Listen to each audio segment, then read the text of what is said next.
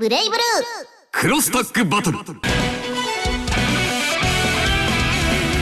Hey guys, welcome to Mikey's Video Game Madness. Today we're playing Blazblue Cross Tag Battle on the PlayStation 4. Some people call it Blazblue, but I think it's Blazblue. This is a tag team fighting game that not a lot of people talk about, but it's actually pretty cool. I don't know all the franchises. I'm not as familiar with Arc Systems Works stuff. All I do know is it had Persona characters in it, and that's what sold me on it, to be honest with you. It actually came with like this mini CD soundtrack that was kind of cool, but I have a feeling if you put it in the wrong CD player, you're probably going to end up destroying it. But this is one of the few like fully 2D sprite-based fighting games that are still being released, and it has a mixture of characters. I know a lot of people, when I was working at Hot Topic, are huge, and just talking to people in general, are a huge fan of that Ruby series. It's RWBY, if you don't know what that is, maybe that looks more familiar. And it has characters from that in it, and there's some DLC. I never downloaded the DLC. Unfortunately, I have yet to get really deep into this game. There's so many games I'm trying to like play now. But that's really cool, and they're 2D drawn, because I always thought that the art for that was excellent. And I know people are more interested in the story, but I can't get over it. I hate the fact that like even like anime, which was I feel like the last hand-drawn thing, is like going into CGI. And one thing I do wish, and Dragon Ball Fighters does this too, which is also made by Arc System Works. I hate the fact that you don't have like a drop-down menu like traditionally, like at the menu screen. Thank goodness we have this, so I don't have to walk everywhere, because I just want to play like a regular versus mode.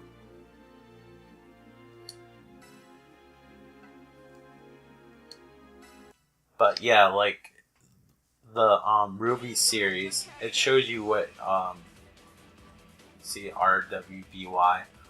It shows you like what franchises the characters are from. Obviously, I probably should buy the DLC and unlock more, but that's fine. Chie is a fan favorite, so definitely pick her. And for shits and giggles, I'll pick Ruby Rose. But the animation's like the CGI in it, and the first few seasons it gets better. But the first few seasons are like, it looks like it runs on the Jet Set Radio on Dreamcast engine. And it looks awful, and it's just too distracting. Even if I was interested in the story, I wouldn't care. Where, like I said, like the designs and the art in this are beautiful, and I just wish that they had somebody that hand drew everything. But don't worry, the animation gets better. Like later on, as the seasons progress, it starts to look like a PlayStation 2 game. So there's that. But I just love the sprite-based character. Now, one thing that they did cool with Dragon Ball Z Fighter, they took frames of animation out of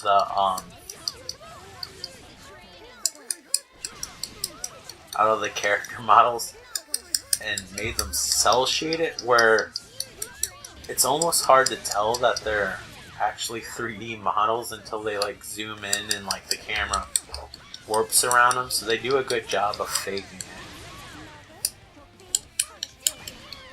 I wish they get Arc System Works to do the animation for Ruby, but I feel bad talking bad about the game just because I know how dear that series is to so many people.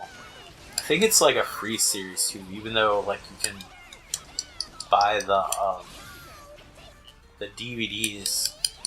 I saw them at, or the Blu-rays. I saw them at Best Buy. I don't even know what the hell I'm doing because I'm talking. And this is one of those flashy 2D games.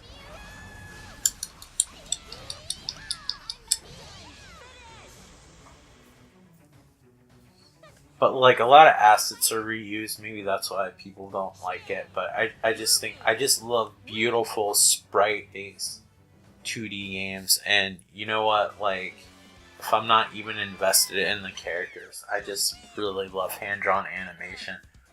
I actually watched The Little Mermaid, which came out when I was a kid. It came out in 1989. I felt so old because I wasn't like grown or anything when that movie came out. But, like,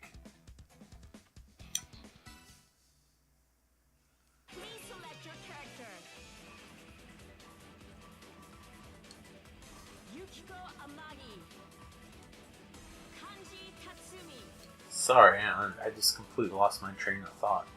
But, like, I felt so old because I noticed everything was, like, hand-painted. And it was so weird not to see any CGI. And it was kind of incredible, like, when they basically rotoscoped some of the scenes, like when it showed like Ariel or The Little Mermaid. Sorry, it's a nostalgic movie to me. I know it probably sounds like what is this dude watching The Little Mermaid? Like, I don't care. Like, I'm comfortable with the nerdy shit that I liked, and that movie's like super nostalgic to me.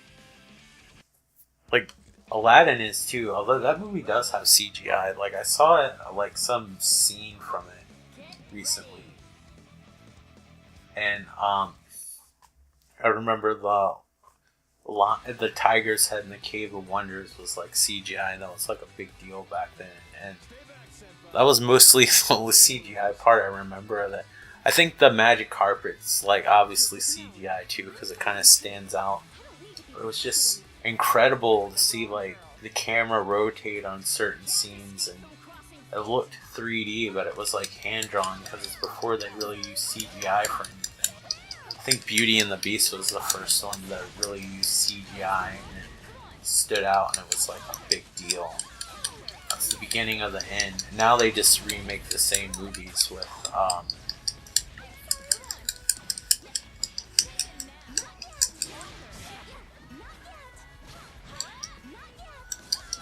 can't remember if this is a game where you gotta push back or not, and I think the characters might control differently. I know the Persona characters, like one of them, you control their persona, and then the other one control the actual character, and I can't remember what.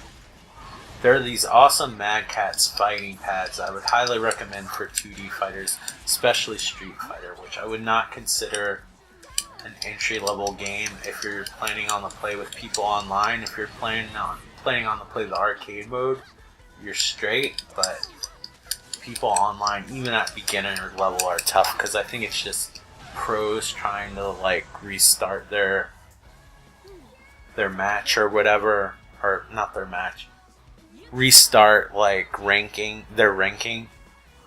Like a lot of times these people play under multiple accounts. Everybody's so good, like nobody can be that good all the time unless I just suck that bad, which is really possible, as you see probably watching this video.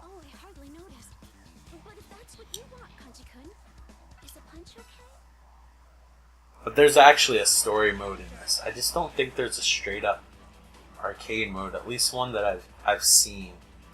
The problem is, I don't know anything about these other characters. I'm surprised they didn't add the Guilty Gear characters, because I do have a Guilty Gear game, and maybe the characters in that would seem familiar, but I honestly don't know what the hell I'm doing. Besides the Persona characters, which is why I got this game. For whatever reason, the cutesy characters are usually the fastest and the best in Japanese fighting games. I have no idea why that seems to be a rule.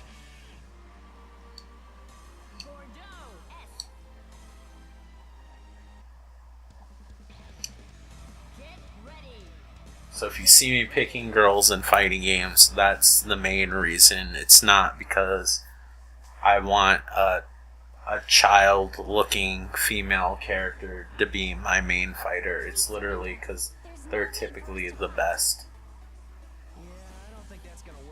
Or at least the easiest for me to control. I saw something because like Street Fighter 2 came out a long time ago. Like I get it, characters don't age, just like on Dead or Alive, everybody's like 18 and 20, even though they would be way older. And it said like Chun-Li turns 50 today. I'm like, what? So I think like Chun-Li is like only in her 20s in like the Street Fighter series. I don't know how old she is in Street Fighter 3. I think she's a little bit older. But if you think about it realistically, if like the characters aged like with their franchise, I don't know any of the special moves, but I'm guessing they're half circles. Just like most 2D fighting games. Or like that weird Z like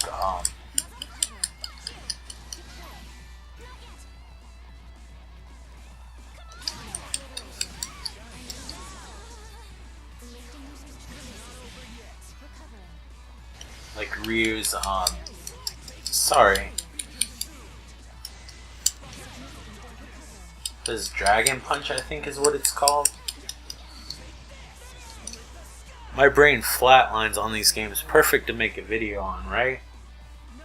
I don't think this was a full price game. This was either $50 or $40 brand new. I think this also came out on the Nintendo Switch. Possibly the PC. But I don't think it came out on the Xbox. Which is kind of odd because most of the other Arc System Works games do. But that's one of the reasons why I really like the PlayStation format. It's just because they get like a lot of Japanese stuff. Nintendo seems to too. The problem with Nintendo is that the games like never go down in price. I don't know why I picked Rematch, so I'll pick him first.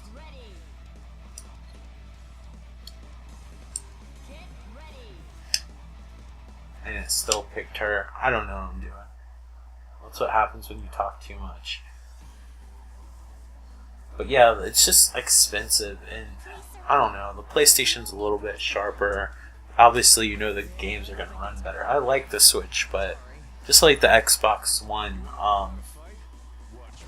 I like them for their exclusives. This is a weird thing. The Nintendo Switch is awesome that it's portable, but I typically don't want like a portable like console like sit at home experience. Like I know people tell me how awesome Zelda is to play. I'm also not a huge fan of Zelda Breath of the Wild. I really want to get into it and give it a fair chance, but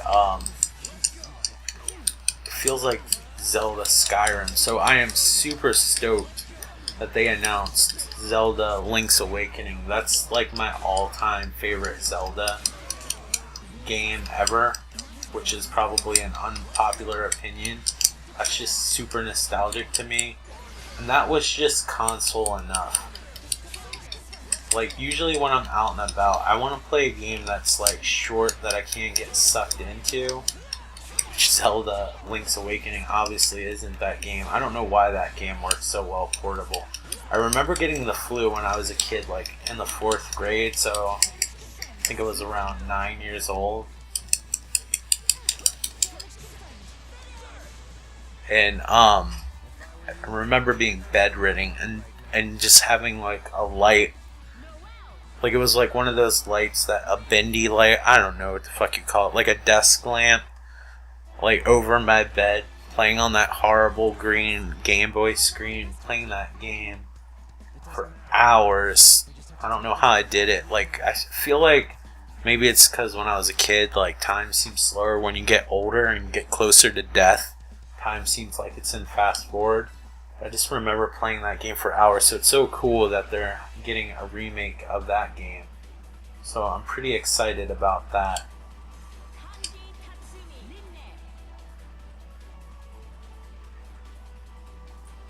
I really want to give Breath of the Wild a chance. I have most of the Zelda making of and art books, but I didn't even pick up the Breath of the Wild one, which I feel like I should, to complete like my Zelda encyclopedia and art book collection. Like, it seems like a good game. I just never got into Skyrim and the whole open world thing. I'd like Zelda, even though it feels like an open world game, it's really linear. But yeah, it's hard for me to play like full-fledged console games. That was my problem with the Vita and the PSP. The 3DS just worked really well because a lot of the developers understood that you just want to pick up and play experience, that you can just quit when you want, like a game that has like a ton of checkpoints and all this stuff. I will admit, the game I played most in portable mode that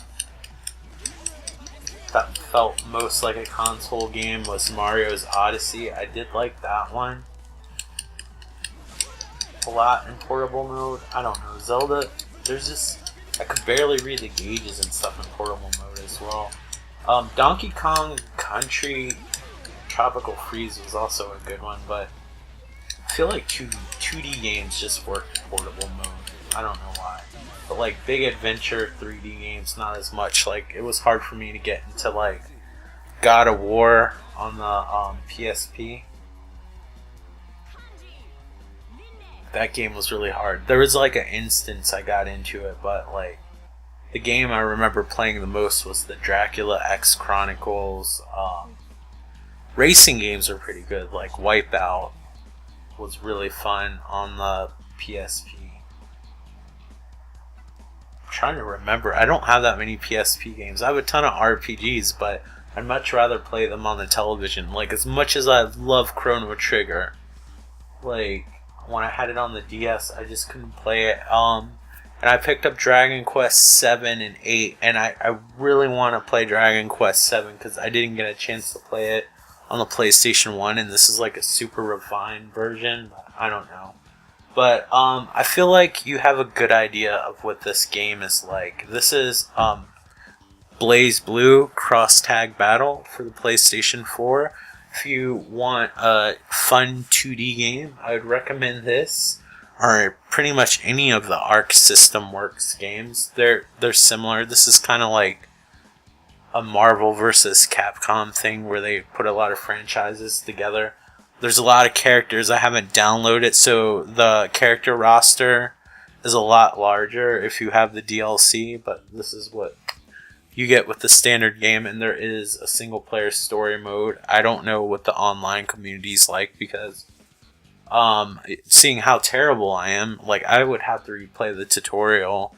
I would not consider this an accessible fighting game. Like, if you're just getting the fighting games, like I said, I don't know which one I'm going to post first, but in the Dead or Alive 6 video, like I said, like, the Dead or Alive series is a really good game to start with. Mortal Kombat X, the Injustice games, and ironically, this is made by by Arc System Works. Am I saying it right? Let me look at the package.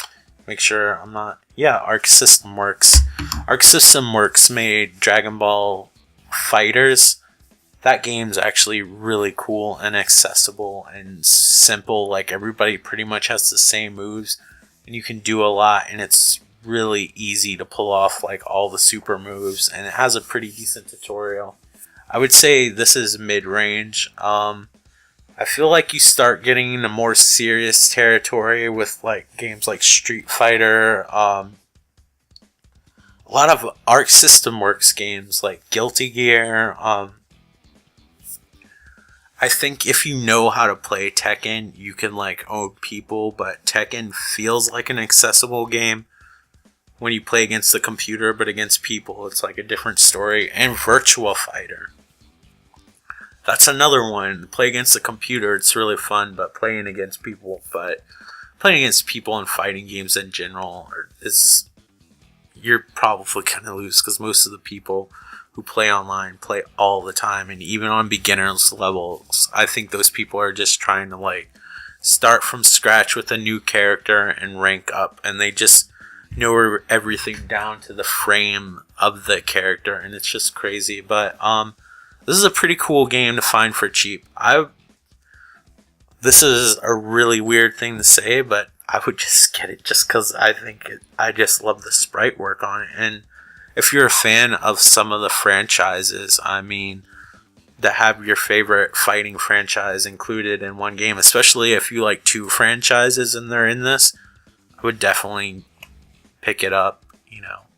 But you know me, I don't usually have a lot of terribly negative things to say about most games because I remember what it was like to actually play shitty games, or no, they were shitty, or renting them and being stuck with this horrible game for a weekend and being a kid and not really having any money and just forcing myself to play it because I'm like one of those people that I have to get the money's worth, or like if I have food on my plate and I don't like it, like I have to force myself to eat it. I don't like things going to waste.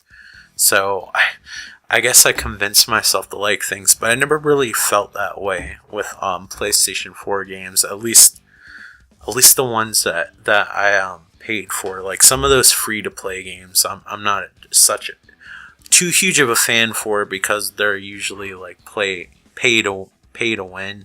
So, thank you so much for watching. I hope you enjoyed this video, and I hope I made some sort of sense while making this video. But, I will talk to you on the next video, hopefully. Alright, thank you so much. I hope you're all doing well, and take care. Bye. If you want to, like, comment, and subscribe! Thanks for watching!